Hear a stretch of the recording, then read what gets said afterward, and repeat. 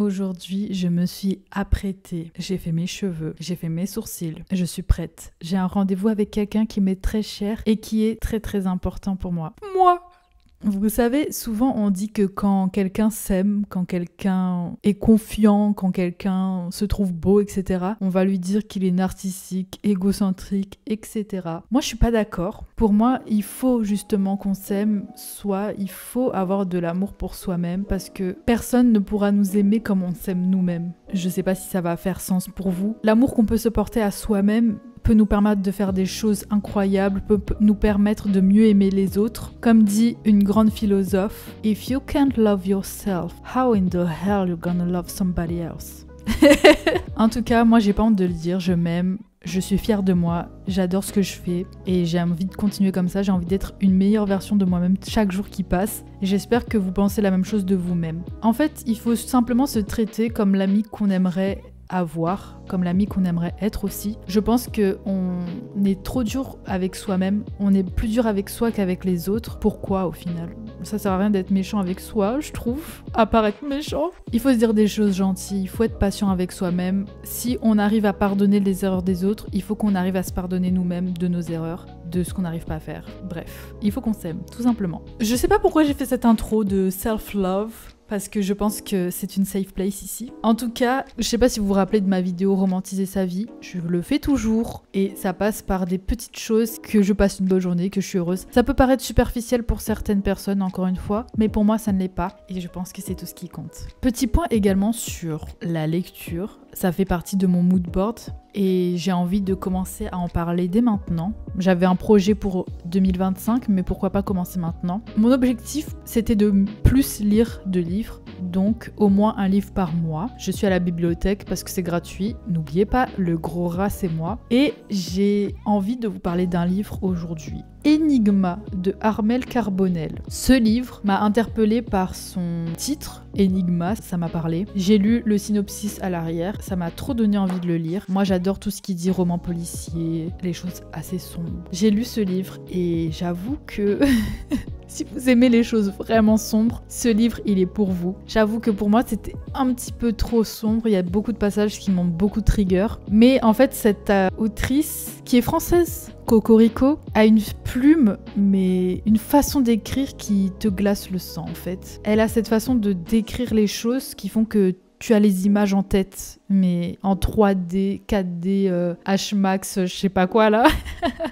C'était un peu perturbant comme lecture. Je pense que je relirai ces livres peut-être dans un petit moment. Je vais rester avec mon Hercule Poirot pour le moment. En tout cas, si vous aimez les choses sombres, je vous le recommande ce livre. Bref, la petite rubrique lecture étant passée, on sait toujours pas pourquoi on est là, de quoi va parler cette vidéo, tout simplement. Ça fait partie d'une tradition. Je l'ai fait qu'une fois, donc je sais pas si on peut dire que c'est une tradition.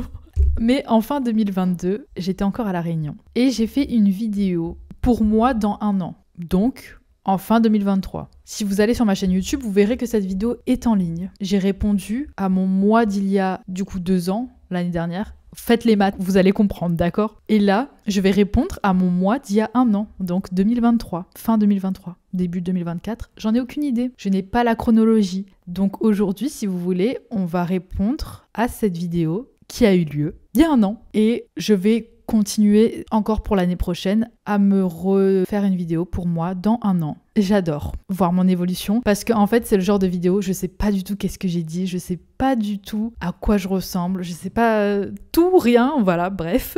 Mais en tout cas, je sais qu'il y a beaucoup de gens qui le font aussi en format lettre. Je pense que je me le ferai un jour, un format lettre. Mais j'aime bien le format vidéo parce que je vois directement ma façon de parler, de quoi j'ai l'air, mon ressenti. Le fait de le dire, pour moi, ça fait plus de sens et c'est plus émotionnel que de l'écrire. J'ai pas une très bonne plume, je sais pas très bien écrire, mais j'aime bien parler. J'adore parler. J'ai la maladie de la diarrhée verbale. Je sais plus c'est quoi, la logorrhée. La logorrhée, c'est ça, je crois.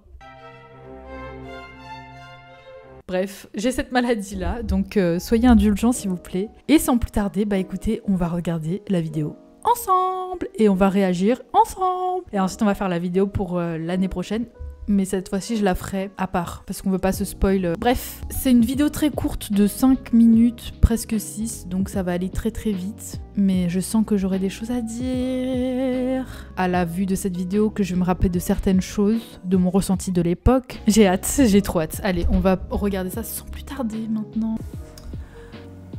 Vidéo à regarder en janvier 2025. Ça fait bizarre de se dire ça.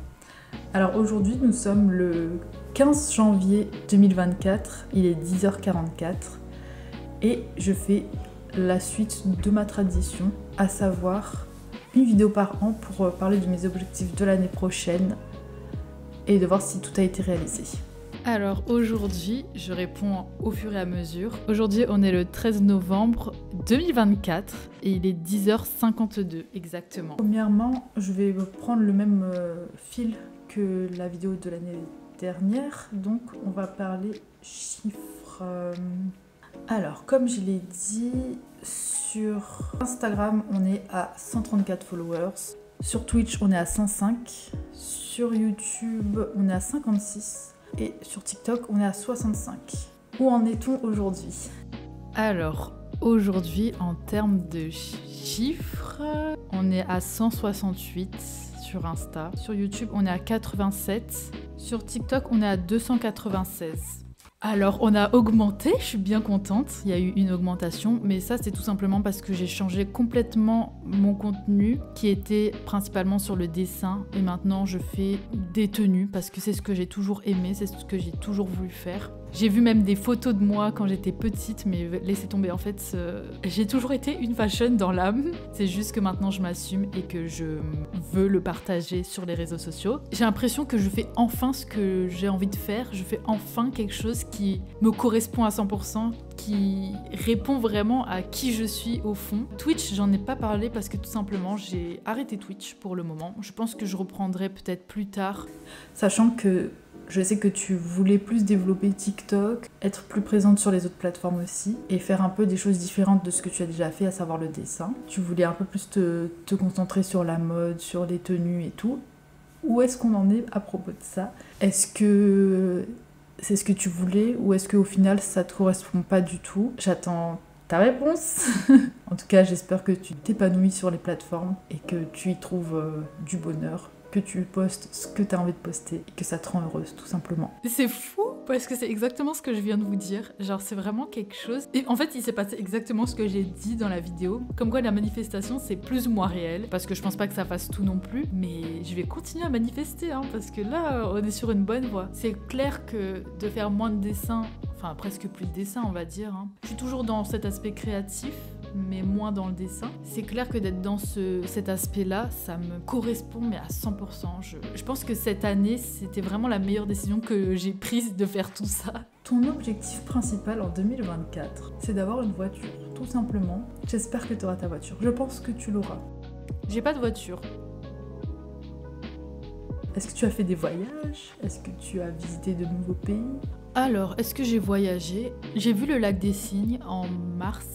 Fin mars, début avril, c'était à cette période-là où je suis allée à Paris. C'était vraiment cool. Est-ce qu'on peut compter ça comme un voyage? Je sais pas, parce que c'est quand même Paris. En mai aussi, j'ai fait un petit road trip aux alentours de ma ville pour découvrir un peu les autres communes et villes autour de la mienne. Je suis allée voir ma famille à Montpellier. Je suis retournée à Andorre. C'est tout pour l'instant. En fait, ça va être la même chose que l'année dernière finalement. Est-ce que tu as fait de nouvelles rencontres? Qui sait? J'ai rencontré des nouvelles personnes, mais c'est pas des personnes avec qui le contact est resté malheureusement. Est-ce que tu as fait de nouvelles choses que tu n'aurais jamais cru faire avant d'arriver en métropole? Est-ce que tu as testé de nouvelles activités? Je sais que ça fait un petit moment que je pense à faire de la couture, à apprendre. Je sais pas si je me suis encore lancée ou si je suis encore pas prête, je sais pas. Est-ce que j'ai fait des nouvelles choses que j'aurais jamais fait à La Réunion? Oui, j'ai commencé à apprendre à coudre, à la main seulement pour l'instant, calmons-nous. Mais sans vouloir trop spoiler, je vais apprendre avec la machine aussi. Ça va arriver très vite. J'ai très hâte d'ailleurs. Est-ce que tu as continué un peu à développer ton projet? Je sais pas si tu restes dans les cadres et les t-shirts. Qu'est-ce que tu as décidé finalement? Sur YouTube, j'espère aussi que tu fais des vlogs, que tu fais ce que tu as toujours voulu faire mais que tu ne pouvais pas. Qu'est-ce que je peux souhaiter d'autre? Franchement, pas grand chose parce que je trouve qu'on est déjà assez bien. On a fait une grosse partie en 2023 et je veux juste que la vie continue comme ça. Peut-être faire un peu plus de sport, manger mieux, mais voilà, continuer à vivre et à faire ce que t'aimes faire. Bon, la vidéo est terminée. Concernant le projet pro, pour l'instant, c'est pas d'actualité. C'est complètement mis de côté même parce que je préfère me concentrer sur ce que je fais ici, sur les réseaux, sur ce que je propose. Pour l'instant, c'est tout ce qui compte. Essayer de me mettre plus à l'aise sur les plateformes. Voilà, vous avez compris le sujet de toute façon. Donc voilà, ce que je constate, c'est que en un an, sachant que ça fait pas un an que j'ai repris YouTube, ça fait que depuis le mois de septembre et on est en novembre. Mais déjà, par rapport à l'année dernière et ce petit temps de réadaptation sur YouTube, j'ai pris tellement en confiance devant la caméra. C'est un truc de fou, c'est le jour et la nuit. J'en fais pas trop non plus, j'en fais pas des caisses, mais je trouve que j'ai pris beaucoup en confiance. J'arrive à mieux m'exprimer, je sais où je vais, je sais quelle direction vont prendre les vidéos que je fais. J'ai plein d'idées, j'ai beaucoup d'idées qui, j'espère, vous plairont déjà, mais j'ai beaucoup d'idées que je suis en train de mettre en place. Je bosse énormément sur mes plateformes, sur Insta, sur TikTok, sur YouTube. Vraiment, je me donne à fond et j'adore ce que je fais, vraiment. J'espère que tout le monde atteindra ce niveau de satisfaction, que ce soit au travail ou dans sa vie perso. C'est ce que je peux souhaiter à tout le monde en fait, c'est d'être bien dans son corps, bien dans sa peau, bien dans sa tête surtout, et bien dans ce que tu fais quoi. Bien dans ton travail, bien dans ta vie perso. Tu fais ce qui te plaît, t'es en paix avec toi-même, c'est tout ce que je peux te souhaiter en fait. 2025, ça va être une année assez importante historiquement dans ma vie personnelle. Il se passe beaucoup de choses en 2025. J'ai que hâte en fait de voir la suite. Je suis très contente de ce que je fais maintenant pour mon futur, mais maintenant pour mon maintenant aussi. Je sais pas si ça fait sens. Je parle vraiment de façon décousue et très abstraite. Si ça se trouve, personne va comprendre. Mais je suis plus trop dans l'aspect de ouais, plus tard, quand j'aurai fait ça, je serai heureuse. Arrêtez de me servir d'excuses, juste foncer, faire les choses et avoir confiance en fait. Faut se faire confiance, vivre dans le présent surtout, tout en préparant l'avenir, mais vivre dans le présent.